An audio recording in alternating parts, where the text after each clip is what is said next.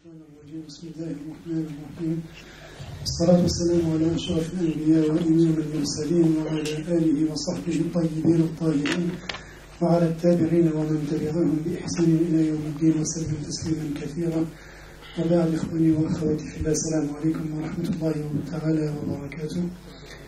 بارك الله فيكم d'être venus pour cette deuxième des 4 conférences du mois de Ramadan. Pour tout ce qui est des annonces, je le ferai à la fin, parce qu'on a plusieurs annonces à vous faire passer.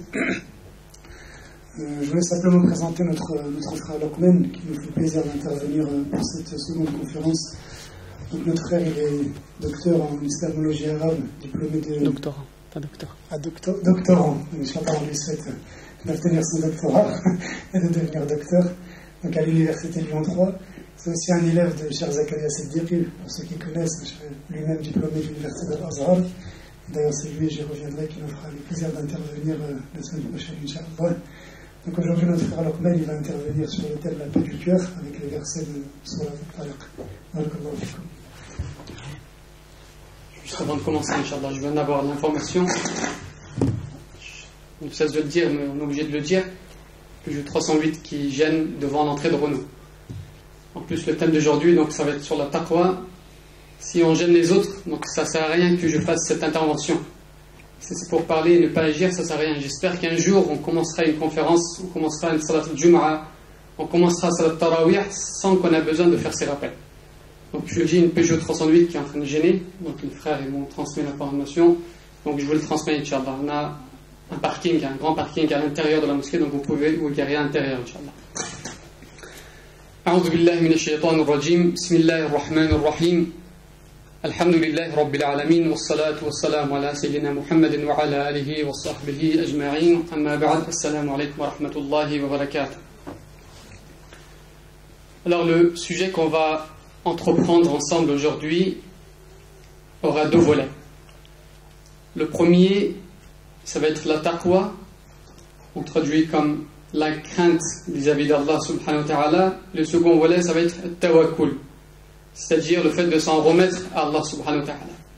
Et pour cette thématique, on va voir ensemble, on va commenter le passage de Surat At-Taraq où Allah subhanahu wa ta'ala yaqul, استعوذ بالله من يتق الله يجعل له مخرجا ويرزقه من حيث لا يحتسب ومن يتوكل على الله فهو حسبه. Il a akhir al-aya. Donc je ne l'ai pas traduit en français, on va plus que le traduire, on va l'expliquer ensemble, Inch'Allah, durant cette intervention. Avant de rentrer dans le sujet, parfois on oublie, et c'est pour cela que je voudrais rappeler, je tiens à remercier toutes les personnes qui aujourd'hui, peut-être ils ne sont pas dans cette salle aujourd'hui, qui ont contribué à l'organisation de cette conférence. Ou bien encore, pour l'édifice de ce bâtiment. Qui aurait pu imaginer que les musulmans qui étaient venus dans les années 80, ici en France, c'est-à-dire nos parents, pour certains nos grands-parents, qu'un jour viendra que des musulmans ils auront des jolis bâtiments comme ceci, dont à l'intérieur on va expliquer le livre d'Allah subhanahu wa ta'ala. Personne n'aurait pu imaginer, parce qu'on sait très bien que ces personnes, lorsqu'ils étaient présents ici en France, ils priaient dans des caves, dans des petits locaux que, on va dire, les bâtiments de son Sonacotra qui les ont prêtés, etc. Et aujourd'hui, alhamdulillah, Allah il nous a donné cette faveur. Donc on doit beaucoup remercier Allah subhanahu wa ta'ala. Parce que plus vous remerciez Allah, plus Allah il va vous rajouter. Et donc c'est pour ça qu'il ne faut pas qu'on oublie ceux qui travaillent dans l'ombre, les personnes qui ont contribué, etc. Donc à travers cette petite introduction, j'ai voulu, Inch'Allah, remercier toutes ces personnes. Alors comme j'ai dit tout à l'heure, aujourd'hui on va traiter le sujet de la taqwa et du tawakkul, et que ces 2 notions concernent la notion du cœur, le qalb. Donc quand les frères ils m'ont envoyé le sujet, donc je ne savais pas encore la difficulté du sujet à aborder, mais quand je me suis plongé dans le sujet, j'ai constaté que les frères en réalité ils m'ont mis dans une mission très très difficile. Et je les remercie pour cette mission qui est très difficile. On va essayer, bi'iznillahi ta'ala, parce que rien ne vient de nous, tout vient d'Allah subhanahu wa ta'ala. On va essayer, Inch'Allah, d'expliquer qu'est-ce que c'est que la taqwa et qu'est-ce que c'est que tawakkul, à travers les passages que j'ai récités tout à l'heure. Et comme j'ai dit que ces deux notions concernent le cœur, c'est-à-dire que tout ce que je vais dire va être en relation en réalité avec les iman.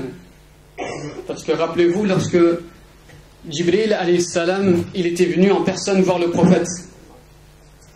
Il est venu voir le prophète pour qui? Pour nous enseigner. Il lui a posé les trois questions que vous connaissez tous. Mal islam, mal iman, mal ihsan. Ensuite, la quatrième question, c'est sur l'akhirah. Ça, je le laisse de côté.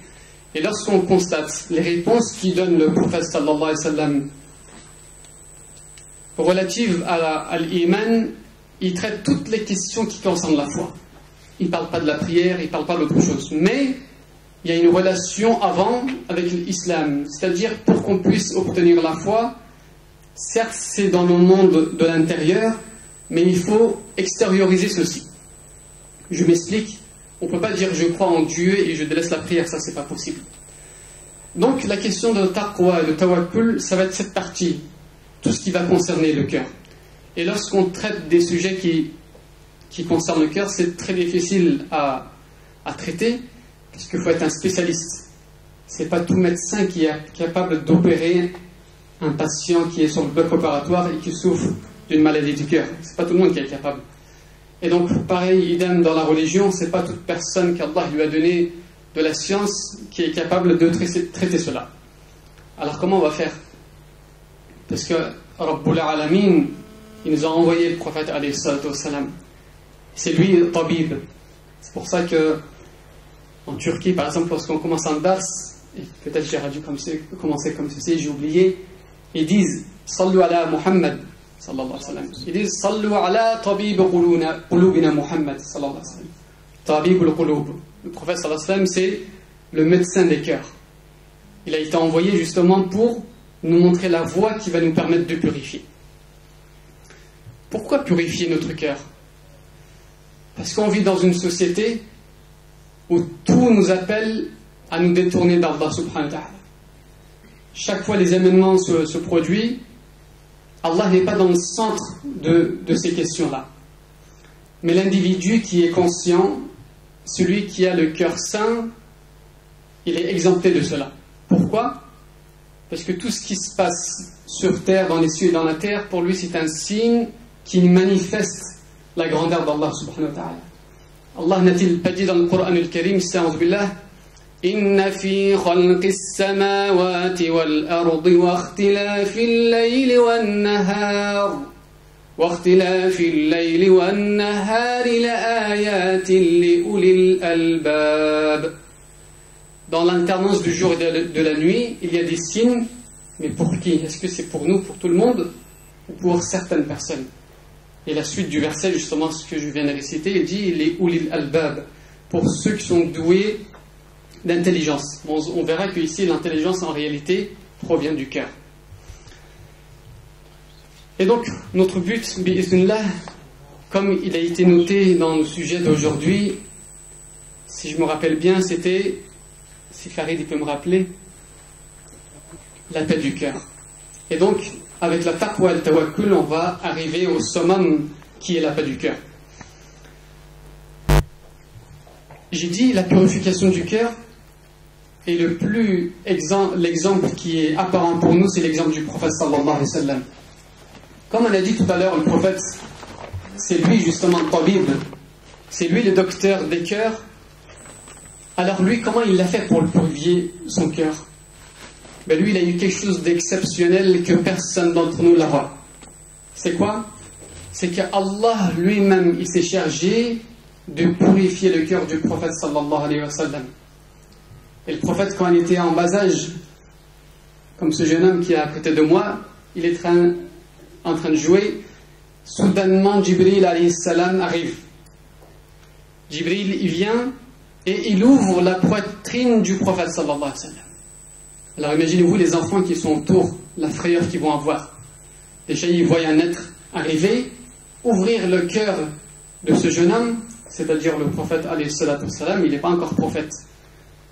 Et j'attire votre attention, c'est dans sa jeunesse, c'est pas après ses 40 ans. Parce qu'on sait très bien que le prophète est devenu prophète une fois qu'il a reçu la révélation, mais avant il n'était pas prophète. c'est qu'en réalité, Allah prépare son prophète pour un message qui va porter pour toute l'humanité. وَمَا أَرْسَلْنَاكَ إِلَّا رَحْمَةً لِلْعَالَمِينَ. Un message pour toute l'humanité. Du blanc au jaune, du nord au sud, de l'est à l'ouest, pour toute personne qui vit sur cette terre. Et donc, déjà en bas âge, Allah il s'est occupé de son cœur. Et les enfants qui étaient autour, ils ont eu peur, bien sûr. Chacun sont partis en courant. Ils sont partis voir qui? La mère de lait du prophète sallallahu alayhi wa sallam. Pourquoi? Parce que le prophète il avait perdu sa mère très tôt, vous savez très bien, 6 ans. Et que le prophète alayhi wa sallam, il avait été allaité lorsqu'il était enfant aussi. Donc ils sont partis voir sa mère de lait, ils ont dit mais on vient de voir quelque chose d'incroyable. Muhammad est mort. Parce que lorsqu'on ouvre le cœur de quelqu'un, il ne peut pas vivre. Et donc ces enfants, lorsqu'ils ont vu cette image, cet événement, ils ont dit ça y est, Muhammad Qotil, il a été tué.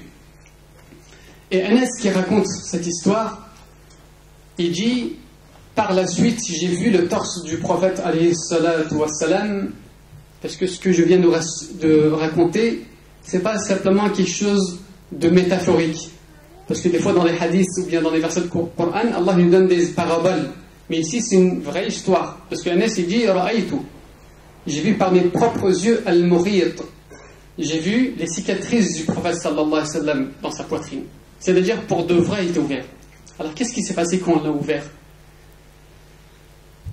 Jibril alayhi salam, donc il a récupéré le cœur du prophète et il a dit, mais il y a un morceau dans ce cœur, Moudra, donc il y a une alaqa, bien Moudra, il y a un petit morceau dont Shaitan s'empare de ça.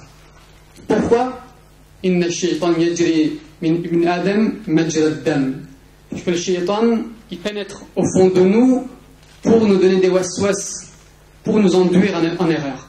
Et donc cette part qui était dans le cœur, celle du prophète alayhi salatu wassalam, il a été nettoyé. C'est-à-dire que plus jamais, jusqu'à la fin de sa mort, ni Iblis ne peut s'approcher de lui, ni le prophète, il peut être emporté par son ego al-nafs. Et donc le prophète, c'est pour ça qu'il a été préservé. C'est pour ça que tous les musibas qu'il a reçus, il a réussi à patienter. Donc il était au summum de la taqwa, de la crainte, et il était au summum de tawakkul, c'est-à-dire de mettre sa confiance en Allah subhanahu wa ta'ala.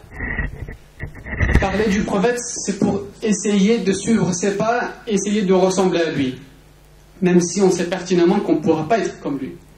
Mais le prophète, il nous a envoyé pour qu'on prenne du prophète sallam comme modèle, qui, comme j'ai dit, c'est un modèle pour toute l'humanité.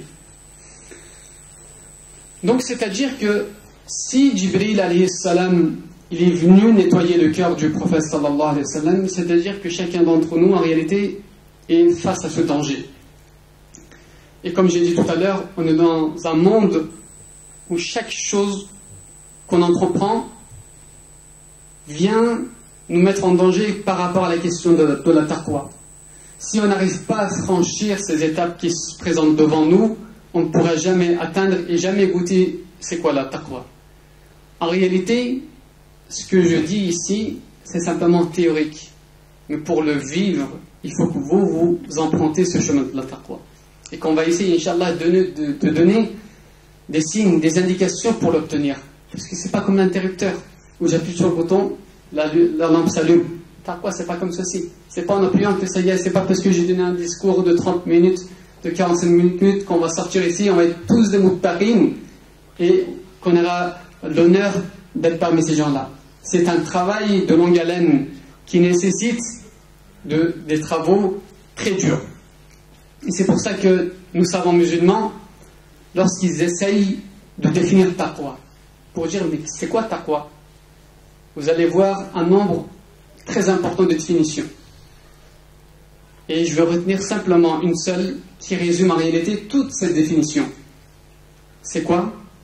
C'est at-ta'a lillah, c'est-à-dire obéir à Allah subhanahu wa ta'ala. Quand je dis obéir à Allah subhanahu wa ta'ala, ce sont ses commandements, ses ordres, d'accomplir ce qu'il nous a demandé de faire. Est-ce que c'est simplement ça? Non.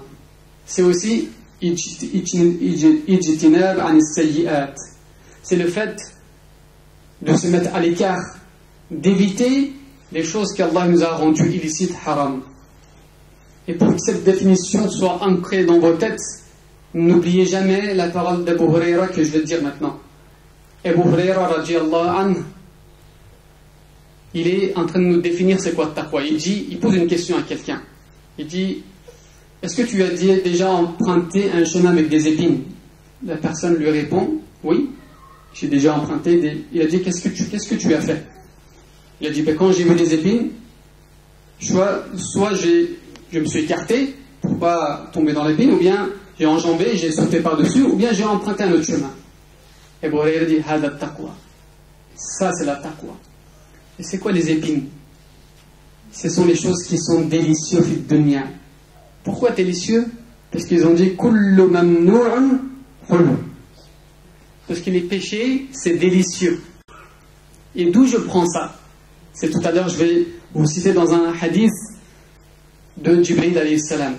Donc cela veut dire que durant toute notre vie, depuis que nous sommes nés, depuis que nous avons atteint l'âge de la puberté, parce que c'est une fois qu'on a atteint l'âge de la puberté que kiraman katibin, ils sont présents, ils sont en train de noter tout ce qu'on est en train de faire. Donc là je vois des visages que je connais un peu, que j'aurais dit, donc j'en fais part pour les autres. Et Allah il nous a donné une faveur en plus, parce que dans kiraman katibin, les deux anges qui sont en train de noter tout ce qu'on fait, Allah il a donné le pouvoir pour l'ange de droite. Parce que l'ange de droite il s'occupe, il est chargé de noter les bonnes actions. Et l'ange de gauche, il est chargé de noter les sayyi'at. Mais j'ai dit tout à l'heure que c'est l'ange de droite qui a le dessus sur l'ange de gauche. Et donc quand vous êtes sorti de chez vous tout à l'heure pour venir ici, à chaque fois que vous avez fait un pas, l'ange de droite il l'a noté. Mais il se peut que durant le chemin il y a eu des épines que vous n'avez pas fait attention. C'est-à-dire des choses qu'Allah avait rendues illicites. Vous n'avez pas fait attention, vous n'avez pas enjambé, vous n'avez pas emprunté un autre chemin, vous êtes tombé dedans. Les épines, en réalité, ça fait mal.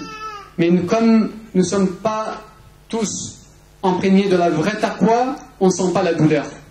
Au contraire, ça nous fait plaisir. Normalement, les épines doivent faire mal. Mais nous, ça nous fait pas mal. Ça nous fait plaisir. Lorsque les péchés d'Allah nous feront pleurer en pleine nuit, sache que là, tu es en train de goûter à la taqwa.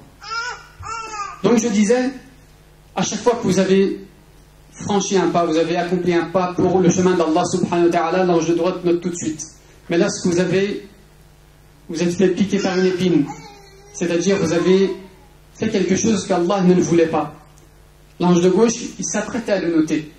Mais l'ange de droite, il a dit, attends, il se peut que cette personne, il fasse salat, et qu'après salat, il fait le tasbihat, 33 fois Subhanallah, 33 fois Alhamdulillah, 33 fois Allahu Akbar, et il termine par La ilaha illallah wahdahu la sharika lah, lahul mulk wa lahul hamdu wa huwa ala kulli shay'in qadir, car cela va effacer tous ses péchés. Attends un peu, sois patient. Mais l'ange de gauche ne dit jamais cela à l'ange de droite. Donc là aussi c'est une faveur. Et donc faveur donnée à qui? Pour les personnes qui vont saisir les occasions. Et parfois il y a des occasions qui se présentent devant nous, on les laisse passer. Parce qu'aujourd'hui, tout le monde a fait le tasbihat après salat, ou bien on s'est tout de suite retourné, on a commencé à discuter avec le voisin. Parce que ça, c'est des choses qu'on observe aujourd'hui, des petits détails qu'on laisse passer gratuitement. Pourquoi vous laissez échapper gratuitement? Vous avez votre compteur qui va débiter. Si on trouve le moyen de débiter notre compte en banque, on le fera sans discussion, sans même réfléchir. Et pourquoi, lorsque des occasions se présentent devant nous pour remplir le compteur de Hasanat, on les laisse passer gratuitement? On prie 5 fois dans la journée. Donc c'est là, j'ai donné simplement un seul exemple. Allez, un deuxième pour vous. Combien d'entre nous aujourd'hui, après l'adhan, il a fait la dua de l'adhan? Allahumma rabba hadhihi ad-da'wati at-tamma was-salati al-qa'imah at sayyidina Muhammad al-wasilata wal-fadilah wab'athu maqaman mahmoudan alladhi wa'addah innaka la tukhlifu al-mi'ad. Parce que le prophète alayhi salatu wassalam, il a dit, c'est lui qui lit cette dua, 2 lignes pour l'apprendre. Si on aura su la valeur de cette dua, on aura tout donné de nos biens pour l'apprendre. Mais comme on n'est pas encore dans l'akhira, on ne sait pas ce qui va apporter cette dua. Donc pour ceux qui la connaissent, des fois on la néglige. Ceux qui ne la connaissent pas, ils mettent du temps pour l'apprendre. Le prophète il dit وَجَبَ عَلَيْهِ shafa'ati, Allahu Akbar, mon intercession, parce que le prophète va intercéder pour vous, pour nous, Inch'Allah. Il dit, mon intercession lui devient obligatoire pour cette personne. Donc vous voyez, des occasions, c'est cela, lorsqu'on va les saisir, qu'on va grimper dans l'échelle de la taqwa bi'iznillahi ta'ala. Alors, j'ai dit tout à l'heure, kullu mamnun huluw, que chaque interdit, chaque chose qu'Allah a rendu haram, c'est délicieux. Effectivement. Lorsque Allah subhanahu wa ta'ala, il a créé le paradis et l'enfer, il a demandé à Jibril, il a dit à Jibril, idhhab fanzur ilayha. Oh Jibril, va voir ce que j'ai créé. Et Jibril a eu la chance de voir ce qu'il y avait. Nous, on ne l'a pas eu. Si on l'a vu, je vous assure, on sera transformé. Et les gens qui nous auront vus, ils ont dit, mais ce n'est pas des gens, ils sont fous ceux-là. Ils adorent Allah du matin au soir. C'est parce qu'on n'a pas vu, on a oublié un peu. Et lorsque Jibril s'est rendu devant le paradis, Allahu Akbar, il a dit, il ne va pas avoir une seule âme qui ne voudra pas rentrer. Là, aujourd'hui, on a été obligé de prendre des tapis pour combler, puisque vous êtes nombreux.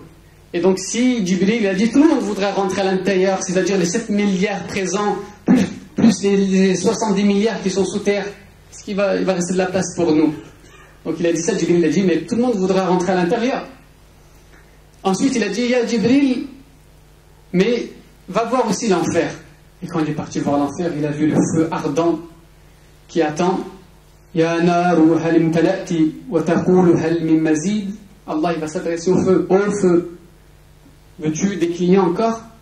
Il va dire, est-ce que tu es rempli? Le feu va dire, y en a-t-il encore? Et certes, Allah subhanahu wa ta'ala, il va remplir le feu de l'enfer.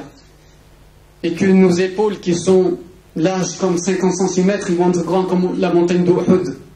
À chaque fois qu'on va souffrir, que notre peau va brûler, Allah il va changer votre peau pour subir encore le châtiment. Pourquoi tomber dans ce châtiment? Alors qu'Allah subhanahu wa ta'ala, il nous a envoyé une autre issue. Si vous craignez Allah, alors vous aurez une issue. Et ensuite, il a rappelé Jibril. Cette fois-ci, il a mis les étapes. Donc Jibril, il a dit, mais personne ne voudrait rentrer dans ce feu, c'est impossible. Et lorsqu'il a mis les étapes, alors comment arriver au paradis? Et comment arriver à l'enfer? Lorsqu'il a vu les étapes pour arriver au paradis, Jibril a dit, Ya Allah, je crains que personne ne rentre à l'intérieur. Tout à l'heure, il a dit, tout le monde voudrait, mais quand il a vu les étapes, il a vu que c'était difficile. Parce que c'était toutes les choses qui étaient contraires au nafs. Tout ce que votre nafs veut, vous devez le délaisser pour rentrer au paradis. Et lorsqu'il a vu les étapes qui mènent à l'enfer, c'était tous les shahawat, toutes les choses, les passions que nous on aime, que notre nafs aime. C'est-à-dire, il est beaucoup plus facile de rentrer en enfer que de rentrer au paradis. Mais c'est lui qui craint Allah subhanahu wa ta'ala, c'est lui qui va fortifier son cœur. Cette fois-ci, le chemin va être facile pour lui, bi'iznillah. Parce qu'Allah, il est Ghafour, il est Rahim, wa Rahman. Et il a écrit sur l'arche, Ghalaba rahmati ghadabi. Chaque verset, donc, il a écrit sur son trône que sa miséricorde a devancé son châtiment. Et comme on disait, Allah, tellement qu'il est miséricordieux, tellement qu'il veut vous pardonner, que si vous loupez sa miséricorde, alors attendez-vous au pire châtiment. Regardez le Coran lorsque vous l'ouvrez aujourd'hui, en plus, on est dans le mois du Ramadan, on est proche du Coran Karim. À chaque fois qu'on commence une nouvelle sourate, Bismillah ar-Rahman ar-Rahim. À chaque fois, c'est une nouvelle pour nous. Sache, ô serviteur, que tu t'apprêtes à lire une nouvelle sourate.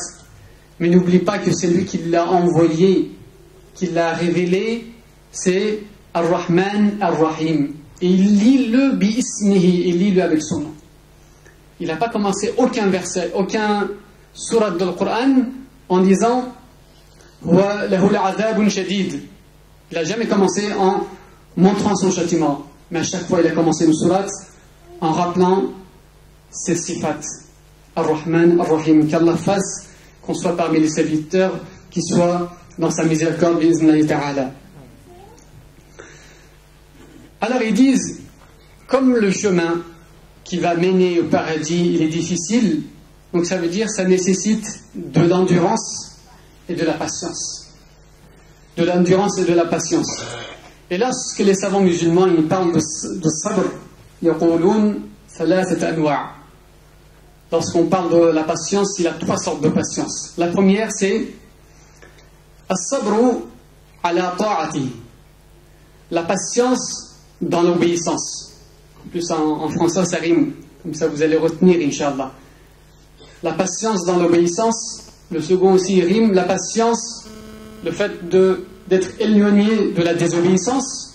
Et le troisième, c'est la patience aux épreuves. Et subhanallah, Allah nous a envoyé ce mois du Ramadan qui regroupe ces 3 sortes de patience. Et comme je dis que la patience c'est un chemin qui va mener au paradis, et donc c'est pas un hasard qu'Allah il a dit Ista'udhu billah Ya ayyuhalladhina amanu kutiba alaykumus siyamu kama kutiba ala alladhina min qablikum la'allakum tattaqun. Je vous ai prescrit le jeûne comme il a été prescrit aux peuples qui ont vécu avant vous. Parce que le jeûne c'est pas que pour nous, ça existait bien avant. Rappelez-vous, lorsque le prophète il a émigré à Médine, il a vu les Juifs en train de jeûner, il leur dit pourquoi vous jeûnez ce jour-là? Ils ont dit parce que c'est Allah, il a sauvé Moussa. Et le prophète il a dit nous on a plus de droit envers Moussa que vous.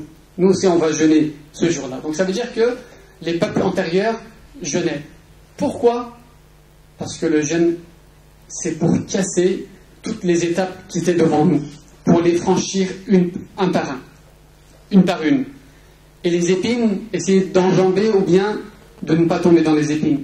Parce que le jeûne regroupe ces 3 patiences. Comment il le regroupe?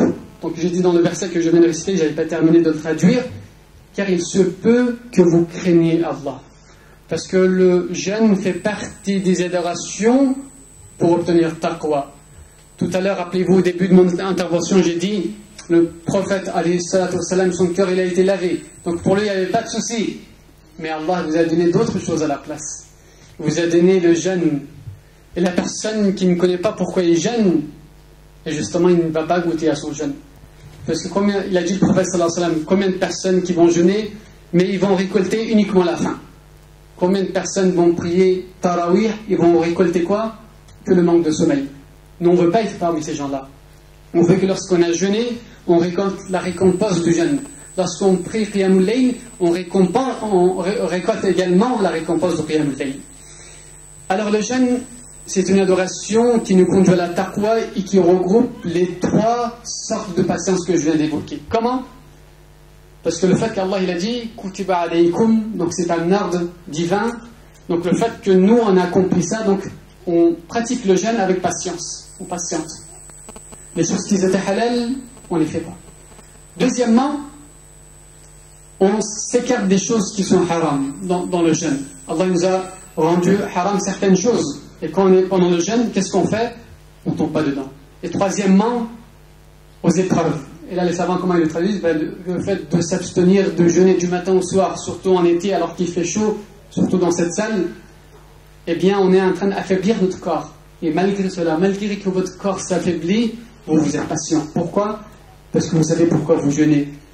Et vous savez qu'un jour, ce jeûne va être présenté pour vous, Yawm al-Qiyamah, et vous allez dire Alhamdulillah ya Rabbil Alamin. Heureusement que j'étais parmi les personnes qui ont jeûné.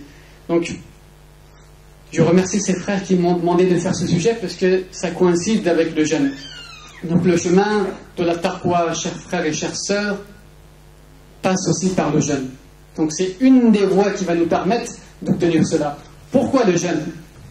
Autre chose aussi, parce qu'il nous permet de nous élever vers le monde céleste. Parce que qu'est-ce qu'on fait? Tous nos passions qu'Allah nous a données, on essaye de les surpasser. Les choses qui sont halal durant ce mois, on s'en passe. C'est comme on dit, on casse notre nafs. Et lorsque vous allez casser votre nafs, justement, vous allez monter dans le monde céleste. Vous allez atteindre des degrés, voire mieux que les anges. Dans un hadith, Allah subhanahu wa ta'ala, dans un hadith aussi, il parle de cela, mais on en parlera, Inch'Allah, une prochaine fois. Maintenant, concernant les différentes sortes de taqwa. Est-ce que la taqwa, c'est simplement accomplir ce qu'Allah nous a ordonné et délaisser les choses qui nous a rendues illicites? Est-ce que c'est simplement ça? Non. Lahu darajat. Il y a des degrés pour la taqwa. Comme pour chaque chose, il y a des degrés, comme dans le hadith de Jibril, on avait vu que l'ihsan, c'est un haut degré, n'est-ce pas? C'est-à-dire l'excellence d'adorer Allah subhanahu wa ta'ala comme si vous le voyez, même si vous ne le voyez pas, lui, il vous voit. Et donc, dans la taqwa aussi, ils disent le summum de la taqwa, c'est même délaisser les choses qui sont douteuses. C'est-à-dire, en plus des choses qu'Allah nous a ordonnées, on a accompli les choses que le prophète sallallahu alayhi wa sallam nous a données en cadeau de sa sunna également. Et donc ça veut dire que le centre de la taqwa, chers frères et chères sœurs, c'est le cœur, et c'est pas simplement l'aspect extérieur. Je peux porter une barbe qui est très longue, porter un qamis qui est très joli, mais je peux déranger mon voisin, faire du bruit jusqu'à 2 heures du matin. C'est pas ça le taqwa. C'est pour ça que le prophète il a dit at-taqwa ha-huna. Il a indiqué son cœur, il a dit taqwa c'est ici. Taqwa c'est ici. Donc si vous voulez cheminer dans cela, atteindre le plus haut degré de la piété, de la crainte vis-à-vis d'Allah subhanahu wa ta'ala, en plus des obligations, vous avez l'obligation aussi d'emprunter les voies surérogatoires, qui ne sont pas obligatoires, mais si vous voulez atteindre ce degré, ils deviennent obligatoires pour vous. Pourquoi? Parce qu'Allah subhanahu wa ta'ala n'a-t-il pas dit dans un hadith qudsi, mon serviteur s'approche de moi par les fara'id, par les choses qui sont obligatoires. Mais s'il rajoute à cela, il a fait la prière dhuhr obligatoire, mais il savait pertinemment que le prophète sallallahu alayhi wa sallam priait des prières surérogatoires avant et après. Et le prophète dit dans un hadith, celui qui prie 4 raka'a avant dhuhr et 4 après, l'enfer est haram pour lui, haram. Et donc c'est lui qui va emprunter ce chemin. Allah il dit, alors je vais aimer mon serviteur. Et quand Allah il vous aime, il devient l'ouïe avec laquelle vous entendez, la vue avec laquelle vous voyez. Ça veut dire quoi? Ça veut dire qu'à chaque fois que vous allez voir une épine sur votre chemin, Allah il va vous protéger. Pourquoi? Parce que vous avez tout fait pour vous rapprocher d'Allah et Allah il va vous préserver. Qu'Allah fasse qu'on soit parmi les muttaqin qui a atteint ce haut degré de la taqwa bi'iznillahi ta'ala. Alors, une fois qu'on a emprunté ce chemin, man yattaqillah, là on a expliqué depuis tout à l'heure que ce mot. Ça fait une demi-heure. Yaj'al lahu makhraja.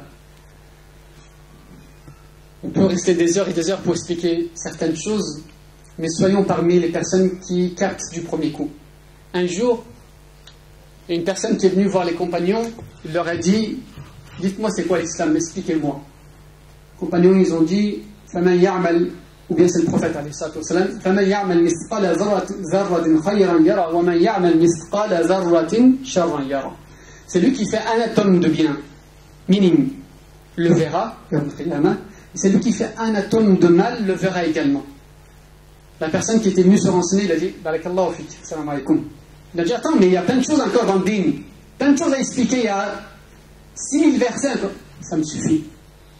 Et soyons parmi ces gens-là. Parfois, il y a une seule phrase qui retombe qui change notre vie. Parfois, il y a des personnes, on leur fait le tafsir de tout le Coran, du début jusqu'à la fin.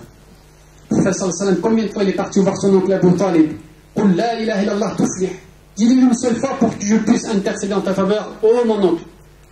Il n'a pas eu l'occasion de le dire.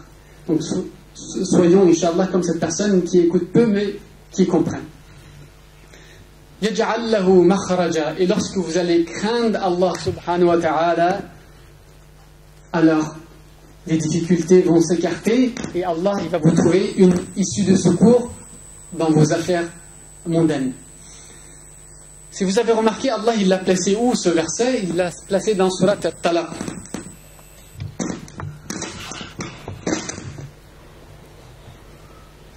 Ne craignez pas. Le micro va continuer à fonctionner, Inch'Allah, si on craint Dieu. Et donc, pourquoi Allah il l'a placé dans Surat At-Talaq? Parce que ici, c'est en relation avec le divorce. Talaq, ça veut dire divorce. Simplement, j'explique ce passage dans le Coran et je vais revenir au sujet, Inch'Allah. Donc là, on prend une petite bifurcation, une petite sortie. On va reprendre le périph' juste après, Inch'Allah. Parce que Allah, il nous a donné en amana nos épouses, nos femmes, mais il se peut qu'il y ait une mésentente, parce que la vie c'est comme ceci, il y a des amertumes aussi dans la vie, il se peut qu'on ne s'entende pas avec notre épouse. Alors, à ce moment-là, Allah, même dans le divorce, il nous demande de le craindre. Parce qu'il y a des étapes à respecter dans le divorce. Et quand il y a dit man yattaqillah, c'est-à-dire, il dit la personne qui va divorcer en respectant la sunna du prophète sallallahu alayhi wa sallam. Qu'est-ce que ça veut dire la sunna du prophète? C'est-à-dire, il n'a pas le droit de divorcer son épouse en état de menstru. Il n'a pas le droit non plus de divorcer son épouse en une seule séance.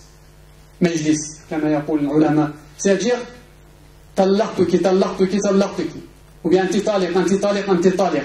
Une personne qui dit ça pour les 4 écoles, pour la quasi-totalité des savants musulmans, il n'est plus sa femme, il ne pourra plus se marier avec lui tant que cette femme n'épouse pas une autre personne et qu'elle consomme avec cette personne, ensuite il pourra se marier avec elle. Donc il dit, craignez Allah aussi dans vos divorces. Respectez comme le prophète sallallahu alayhi wa sallam nous a appris.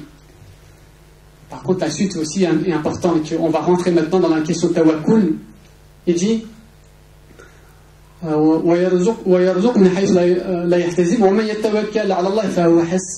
par contre, si l'homme ne respecte pas, comme le prophète lui a indiqué, et donc il fait un talaq, un divorce qui est bid'i, qui est non conforme à la sunna du prophète sallallahu alayhi wa sallam. Et donc là, le deuxième passage, Allah n'a pas oublié les femmes, parce qu'Allah n'oublie jamais. Et donc il demande aux femmes de s'en remettre à Allah, parce qu'Allah lui suffira. Allah va lui suffire.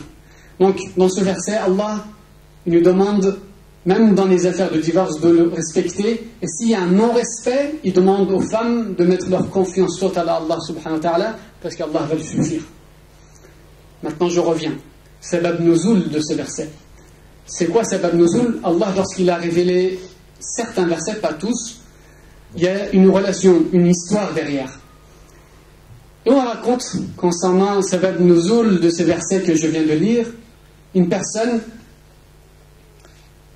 qui s'appelle Auf, il avait un fils qui s'appelle Malik. Et cet enfant, il a été emprisonné, il a été capturé par l'ennemi, par les mushrikin. Alors imaginez-vous votre enfant est sous la main des ennemis. On ne sait pas qu'est-ce qu'ils vont faire. Est-ce que vous, en tant que maman, j'ai pas dit papa parce qu'on sait très bien que le cœur des mamans est beaucoup plus doux que le cœur des pères. Et l'enfant, quand il craint quelque chose, il dit Ummi avant de dire Abi. Sauf s'il y a des pères qui sont plus doux que leur mère, ça je ne sais pas. Alors, cette personne est venue voir le prophète sallallahu alayhi wa sallam, il a dit Ya Rasulallah, je suis dans une situation difficile.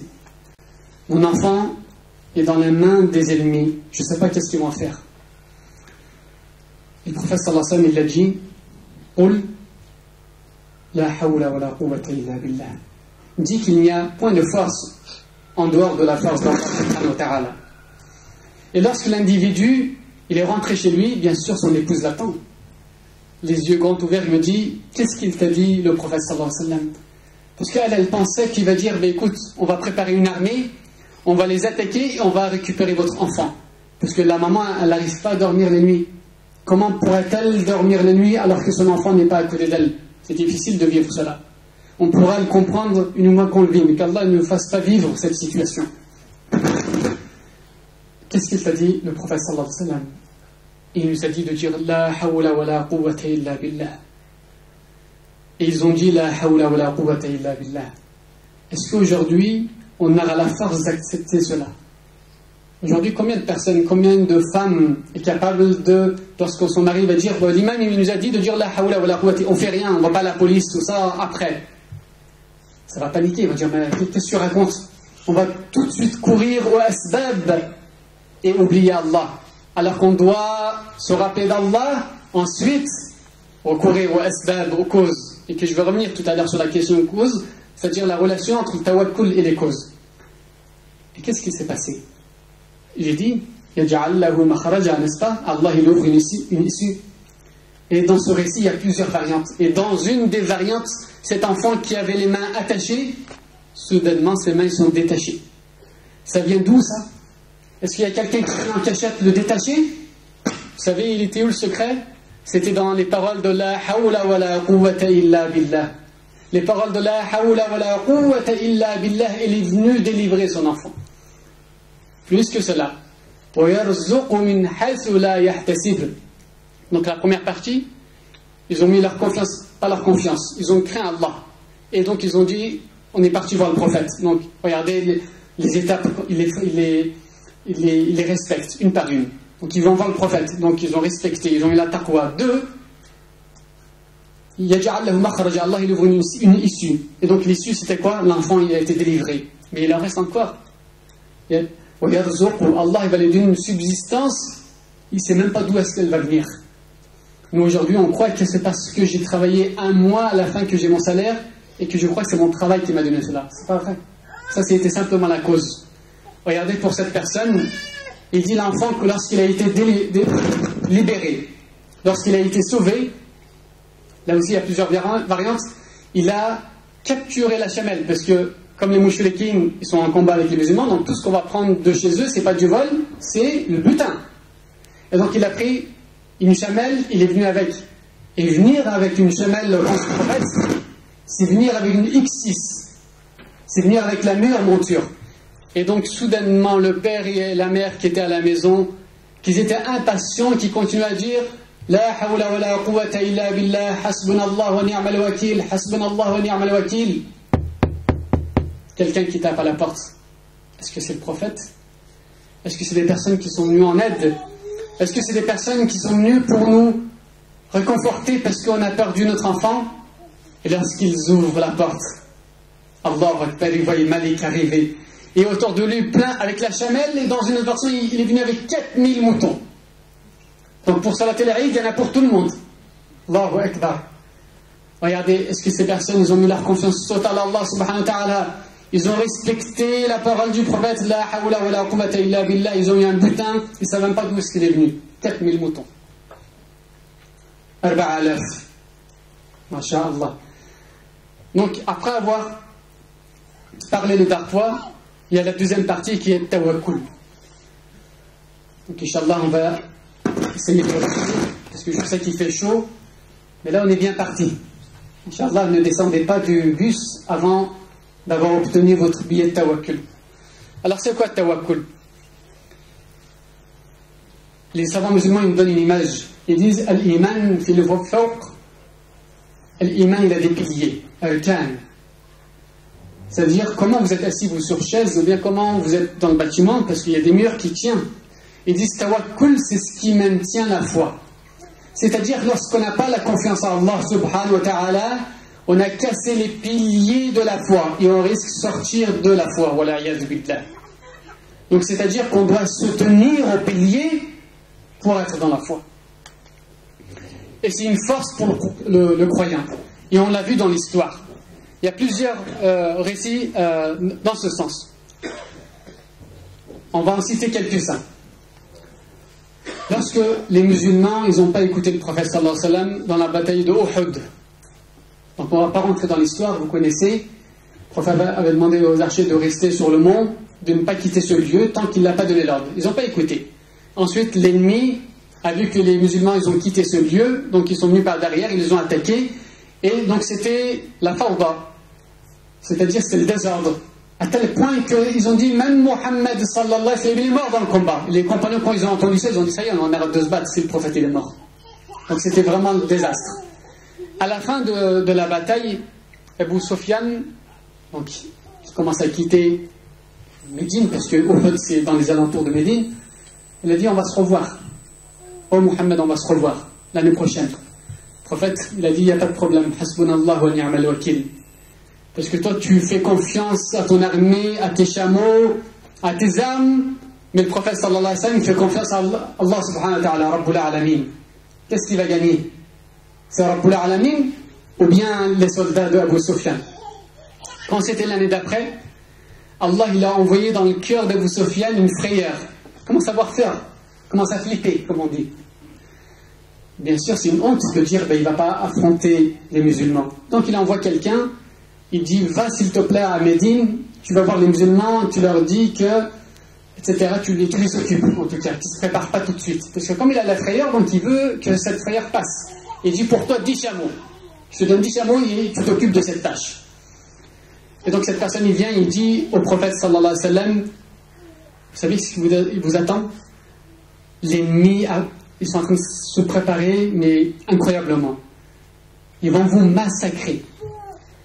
Et lorsque cette personne a dit ça, il y a un verset de Coran dans Surat Al-Imran que j'ai voulu lire, mais là je ne l'ai pas en tête, où Allah il dit, lorsqu'on dit à ces croyants, craignez ces personnes, il y a l'ennemi qui est en face de vous, ils sont en train de se faire. Lorsqu'on leur dit ça, ils disent leur foi ne cesse de s'accroître. C'est-à-dire, plus on leur fait peur, plus leur foi ils augmentent, ils disent Hasbunallah wa ni'mal wakil, on est prêt à les affronter. Et que certains compagnons ont dit ah, venez, on sort, on va les tuer. Et qu'ils sont sortis réellement, ils sont restés pendant 8 jours. 8 jours, ils les ont entendus, ils ne sont pas venus. Et que les musulmans ensuite, ils ont fait du commerce, il ne faut pas venir sans rien non plus. Ils ont fait du commerce et ils ont gagné dans leur commerce, ils sont revenus à Médine avec beaucoup de choses. Donc on voit ici, lorsqu'on met notre confiance totale à Allah subhanahu wa ta'ala, même si Abu Sufyan vient avec son armée, même si l'ennemi vient avec sa bombe atomique, vous avez Hasbunallah wa ni'mal wakil qui est capable de retourner leur bombe. Mais c'est parce qu'on fait défaut. C'est parce qu'on ne suit pas les étapes correctement que peut-être, je dis bien peut-être parce qu'on ne peut pas parler avec conviction, que le monde musulman est affaibli aujourd'hui. C'est parce qu'on n'a pas gardé l'unité des musulmans, qui était une obligation, et que c'est pour la première fois de l'histoire, et nous sommes les victimes, chers frères et chères sœurs, que la communauté musulmane n'a pas un leader, n'a pas un khalife. Le prophète sallallahu alayhi wa sallam est décédé, la première des choses qu'ils ont fait, est-ce qu'ils l'ont enterré? Tout d'abord, il faut qu'on trouve quelqu'un. C'est pour ça qu'ils disent la dépouille du prophète, son enterrement a duré quelques jours. Tout de suite, les musulmans sont fait, qui va être le leader? Aujourd'hui, on n'a même pas un leader dans nos mosquées, même pas en France. Et c'est toute cette problématique qui fait qu'on a des problèmes dans les jours de jeûne. C'est ni une question de calcul, ni une question de vision, je vous assure. Ça, c'est secondaire. Est-ce qu'on doit calculer le hilal? Est-ce qu'on doit voir l'hilal? Ça, c'est tertiaire. Le vrai problème, c'est parce qu'on n'a pas un leader. C'est lorsqu'on a un dirigeant qui va dire c'est tel jour, khlas, tu discutes plus, mon frère.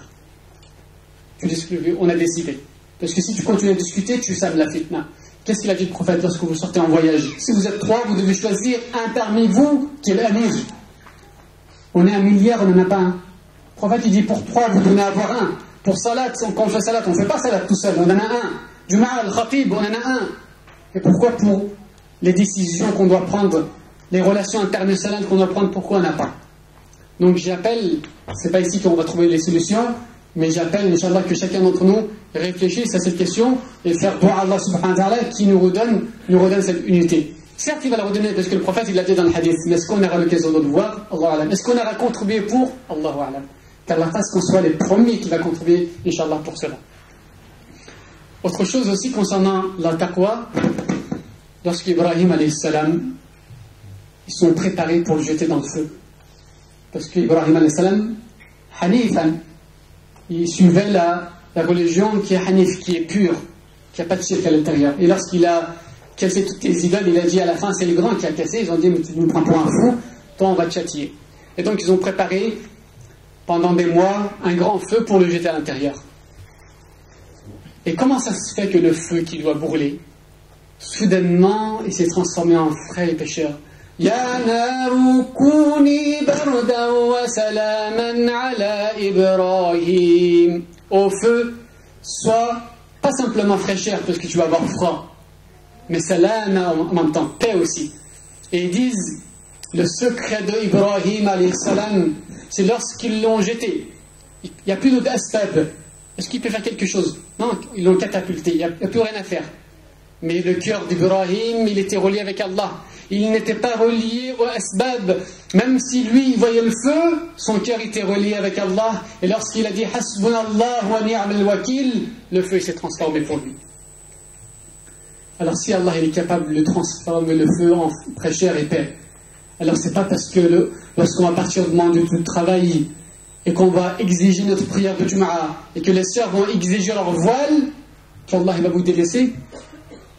Yaj'al lahu makhraja. Allah va vous trouver une issue. Peut-être aujourd'hui, peut-être demain, peut-être il va vous éprouver pour voir si vous êtes patient dans l'obéissance. Rappelez-vous tout à l'heure, il faut être patient aussi dans l'obéissance. Vous n'avez pas eu, et tout de suite, notre faiblesse nous conduit à dire, c'est peut-être parce que j'ai demandé ça. À chaque fois que vous allez nous demander quelque chose qui vous concerne votre foi, mais qui est fondamental, ça c'est important. Parce que je ne veux pas non plus partir avec un panis qui n'est pas lavé, tout ça, et chercher du travail. Non. Il y a des asbab dans cela. Mais les choses qui sont fondamentales dans le din, comme la prière du Jumu'ah, comme le hijab, ça fait partie des obligations d'Allah subhanahu wa ta'ala, tu ne commerces pas avec moi. On peut discuter, mais ça je ne le lâcherai jamais. Et combien d'entre nous, combien de personnes que je connais dans la vie, qui ont emprunté ce chemin.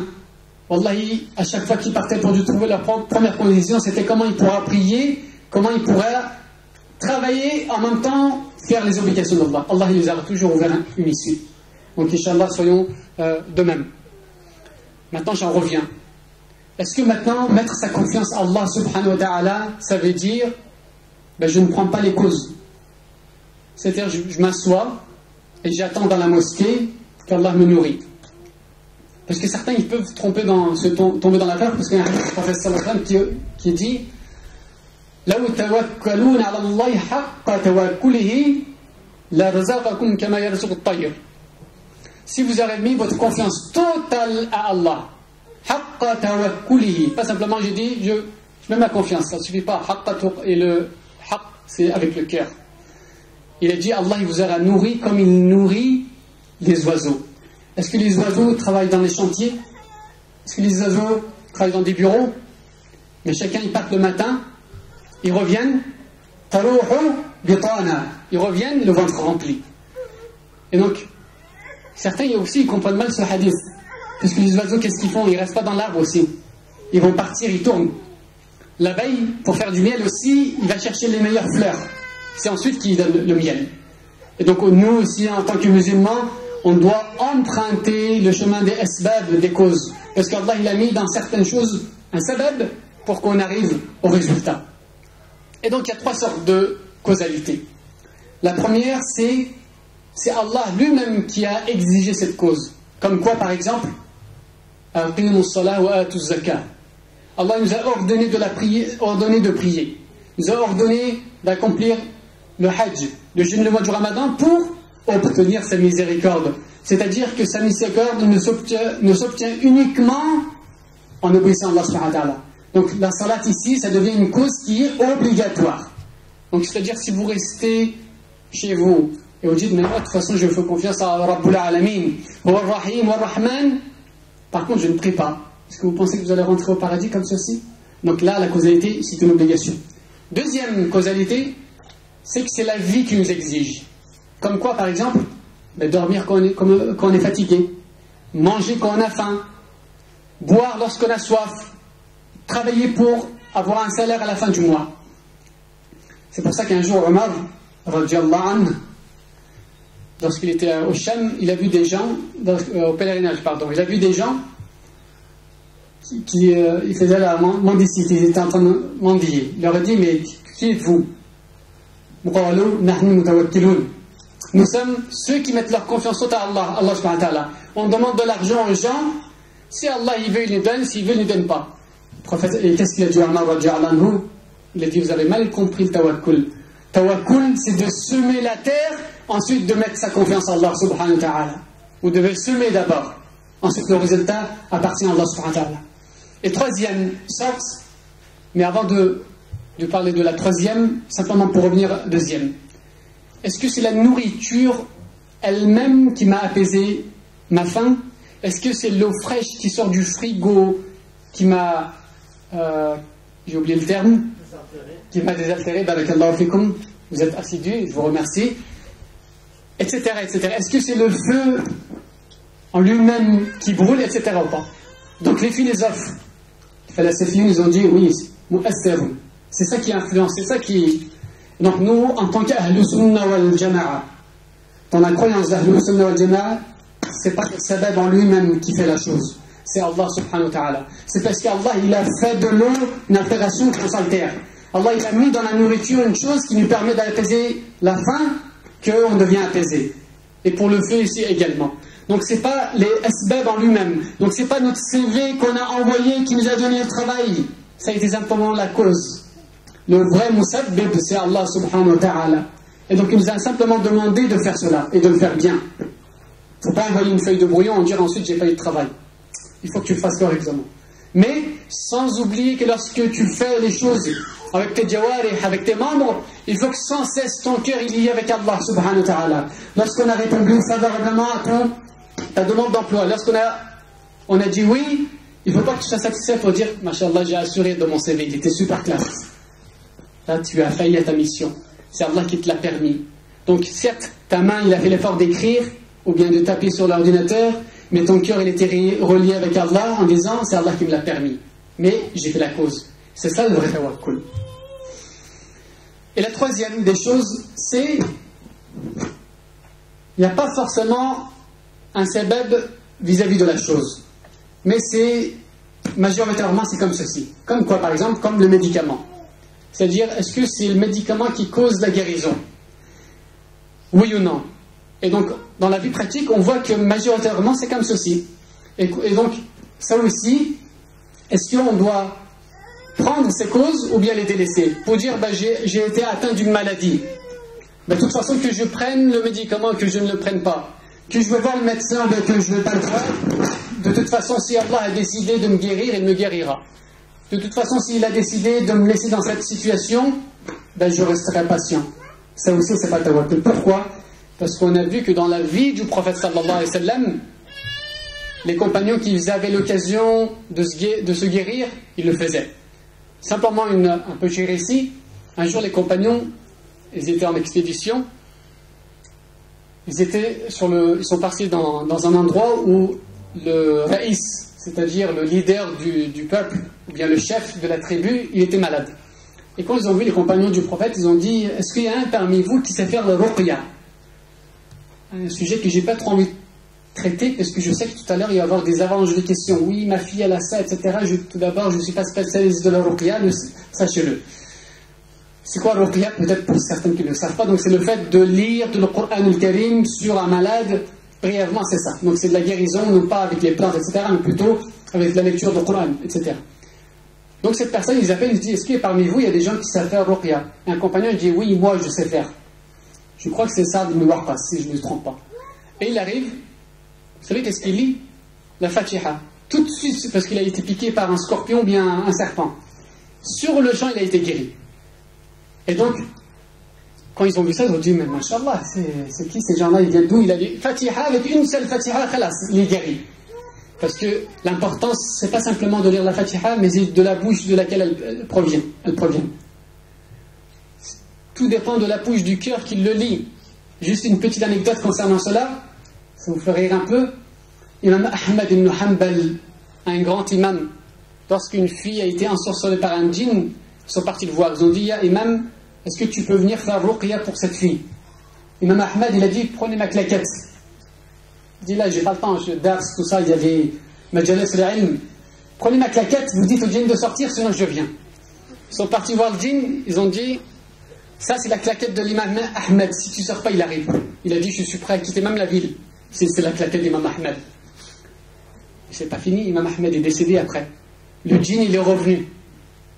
Donc les parents de la fille sont repartis voir un autre imam, mais de qualité inférieure. Taqwa n'est pas au top, un peu plus bas. Peut-être que ça va faire le même effet, ils ne savent pas. Ils ont dit, tel imam, mashallah, lui ici pas mal. Ils sont partis le voir, ils ont dit, à l'époque, on avait dit à imam Ahmed cela, il nous avait dit de prendre sa claquette, etc.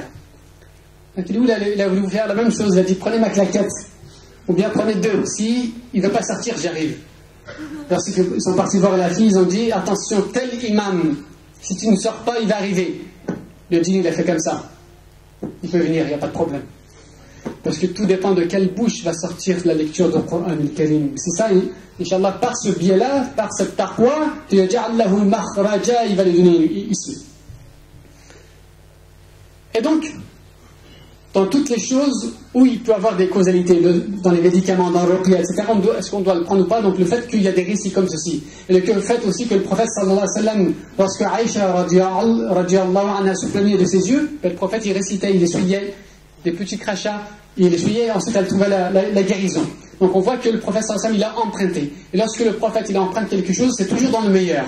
Donc cela veut dire que si on sait que le médecin nous a dit que dans telle chose, c'est-à-dire après découverte, parce que dans la salle il y a ceux qui font des études dans la médecine, ils pourront le confirmer, Inch'Allah, qu'on a découvert que tel produit est pour telle maladie. Et donc, nous on doit le prendre, comme j'ai dit tout à l'heure, toujours avec la conviction que ce n'est pas le médicament qui va nous guérir. C'est Allah qui va nous guérir. Simplement le médicament, ça sera une cause. D'accord? Et donc, je termine, Inch'Allah. Et lorsqu'on va avoir une taqwa, donc Allah il va nous ouvrir une issue, ça c'est cette conviction, peut-être fil dunya, mais peut-être il va nous laisser fil akhira. Et quelles sont les récompenses de l'mutawakkilun? Qu'est-ce qu'ils ont? Et ils ont quelque chose d'incroyable. Un jour, le prophète sallallahu alayhi wa sallam, il était en train de raconter une histoire à ses compagnons. Il dit, on m'a fait voir les nations qui étaient avant moi. Donc ça peut être un rêve, ou bien ça peut être dans le Mi'raj, un des deux. Il dit, donc j'ai vu des prophètes, ils avaient une personne dans leur ummah. D'autres prophètes, ils avaient deux. Et à un moment, j'ai vu une foule. Et quand il a vu la foule, le prophète, il était content, il a dit, c'est peut-être ma communauté. Il a dit, est-ce que c'est ma communauté? Ils ont dit, non, ya Rasulullah, c'est la communauté de Moussa. Le prophète, il était un peu déçu. Ils ont dit, mais plutôt regarde l'horizon. Et quand il a regardé l'horizon, c'était complet. Et quand il a regardé de l'autre côté, c'était complet. Ils ont dit, Haoula ummatik. Tout cela sont ta communauté. Et ensuite, il a dit, dans la suite, parmi toutes les personnes qui étaient dans l'horizon, il y en a 70 000 qui vont rentrer au paradis. Ils vont rentrer au paradis sans jugement, sans châtiment. C'est-à-dire toutes les étapes qu'on parle, ça nous fait peur. Le mizan, ensuite la balance, et sirat, on va passer dans un pont dont les coupantes comme une lame de rasoir, les fines comme des cheveux, et que des personnes vont ramper par-dessus. Et qu'il va y avoir des accroches qui sont là pour vous attirer et vous faire tomber dans le feu de l'enfer. Des personnes ne vont pas voir ça, ils sont directement au paradis. Subhanallah, il va dire, mais on n'a rien vu, ni Adam, ni... Et c'est qui ces gens-là? Ala rabbihim yatawakkalun. C'est ceux qui mettent leur confiance totale à Allah subhanahu wa ta'ala. Et dans la suite du hadith, il dit, je dis en français, ce sont des gens qui n'usent pas de moyens religieux magiques, en guise de remède, c'est-à-dire la ruqya. Ne se font d'objet de mauvaise augure, c'est-à-dire, à l'époque, le fait qu'un oiseau se met sur le toit d'une maison, il dit, ça veut dire quelque chose, ça porte la poisse. Donc il dit, quand le prophète il parle de ces gens-là, il dit, il ne croit pas à cela. Ça n'existe pas la poisse. Tout vient d'Allah subhanahu wa ta'ala. Sauf s'il tire une pierre sur ta tête et que tu te baisses, oui, ça c'était une cause. Mais pourquoi le fait qu'il se pose à tel endroit, ça sera porter de la poisse? Pourquoi, je ne sais pas, tu as vu un chat noir passer devant? On a plein de choses comme ça, surtout au bled. On a des dizaines d'histoires erronées. Et ensuite, ils n'utilisent pas le qaïl. C'était quoi le qaïl? C'était une application d'un fer chauffé sur une blessure pour arrêter le coulement du sang. Le prophète, donc, il dit, ces 70 000, ils mettaient leur confiance totale à Allah subhanahu wa ta'ala, donc ils délaissaient la ruqya, ils délaissaient justement ces croyances qui sont erronées, et ils délaissaient aussi le fait de se guérir avec le fer, etc. Mais là, on a l'impression que c'est un peu contradictoire avec tout ce que j'ai dit tout à l'heure, le fait de prendre les asbab. Il n'y a pas de contradiction. Il faut simplement bien comprendre les hadiths du prophète sallallahu alayhi wa sallam. Et Allah, il nous a envoyé des savants pour nous expliquer cela. Ibn Hajar, le commentateur de Bukhari, il dit, j'ai mis 25 ans de ma vie pour commenter le livre d'Al-Bukhari. Aujourd'hui, il est dans la bibliothèque de la mosquée, j'ai pas vu un individu le prendre et le lire. Si ces gens-là, on les croise et on le qiyamah, comment on va leur parler? On a honte. Dire, nous, on vous a expliqué c'est quoi le taqwa. On vous a expliqué tawakkul, pourquoi vous n'avez pas lu? On ne vous demande pas des efforts comme nous on a fait. Ils rentrent pas chez eux, ces gens-là. Je ne pense pas que, lorsqu'on parle de ces gens-là, les sœurs disent, Machallah, j'aimerais bien avoir un mari comme ça. Mais si vous avez vécu à leur époque, vous aurez dit, on aurait préféré quelqu'un qui reste tout le temps à la maison. Parce que ces gens-là, pour le ilm, pour le savoir, pour que les gens puissent entretenir l'iman, ils ont entrepris des milliers de voyages durant leur vie. Peut-être ils n'ont pas vu leurs enfants grandir. Oui, pour nous, ils ont fait cela.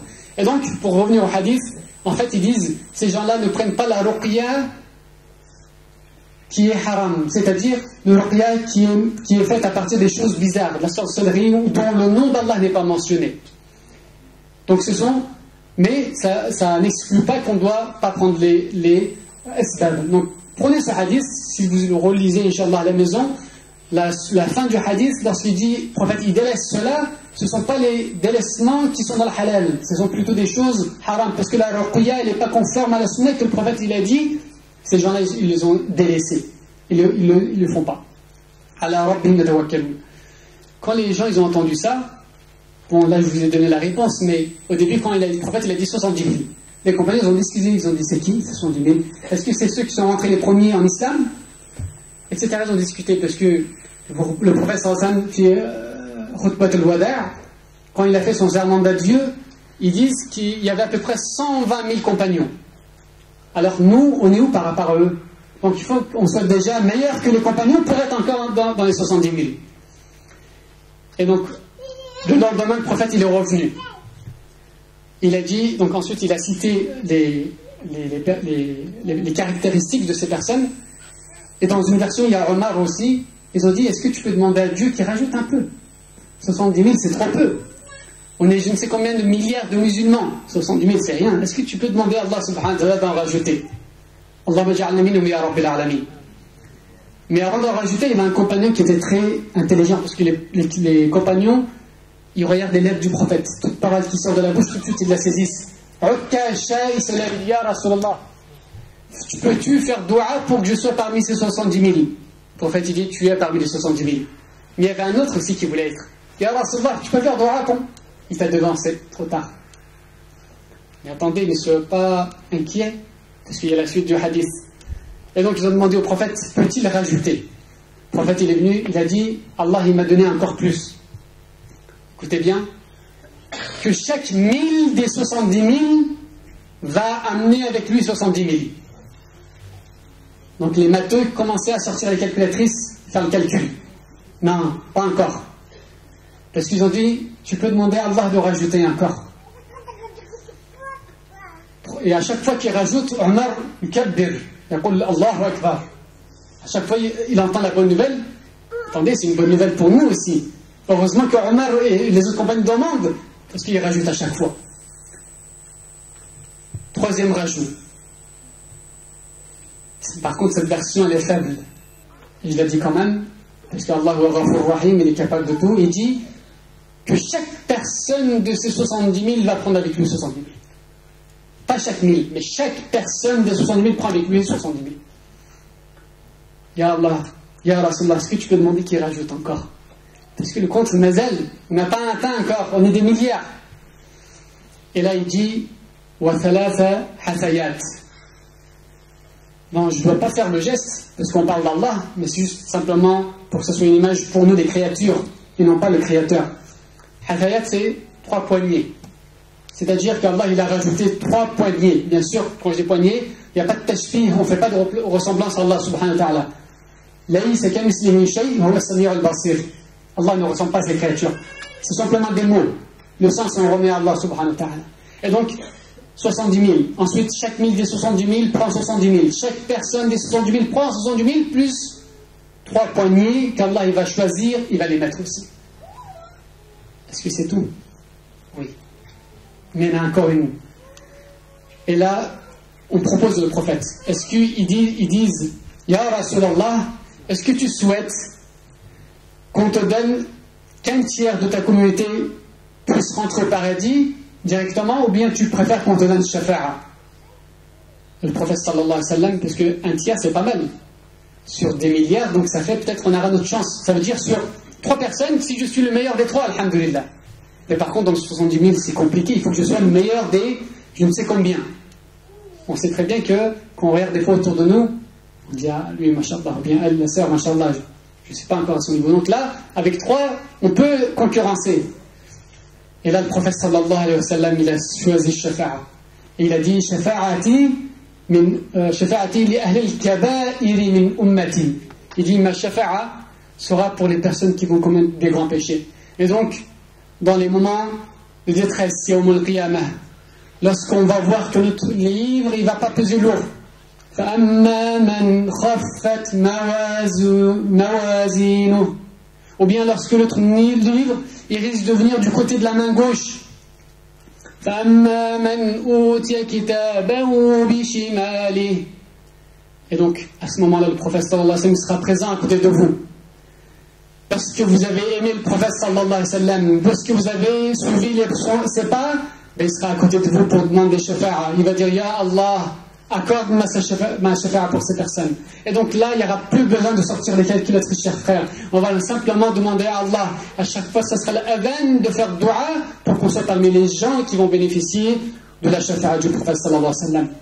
Donc je demande, Inch'Allah, par cela, qu'Allah nous donne la vraie taqwa.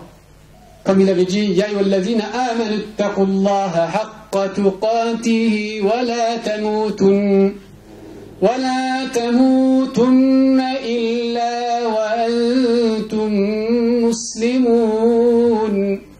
Ne soyez qu'en étant soumis et sans empruntant ce chemin de la taqwa, en mettant notre confiance totale à Allah subhanahu wa ta'ala. Tout ce qui se passe dans les cieux de la terre, on sait très bien que ça vient d'Allah. Nous, on va simplement prendre les causes. Et Inch'Allah, qu'on sera parmi ces gens-là qui vont mourir soumis. Et lorsque vous allez mourir soumis, vous aurez le bonheur éternel. Les anges vont venir vous accueillir déjà au moment de votre tombe. Allah takhafu wa la tahzanu. Pourquoi tu es inquiet? Parce que tu as laissé une famille derrière toi, les enfants, ne soient pas inquiets. On vient t'avertir, le paradis, c'est une vie éternelle qui n'a pas de fin. La tahzan, tu ne vas plus avoir de tristesse. Pourquoi? Parce que les 70 000 qui étaient rentrés en premier, ils vont emmener avec eux leurs parents, leurs enfants et leurs proches. Parce qu'Allah aussi va donner le shafa'a pour d'autres personnes.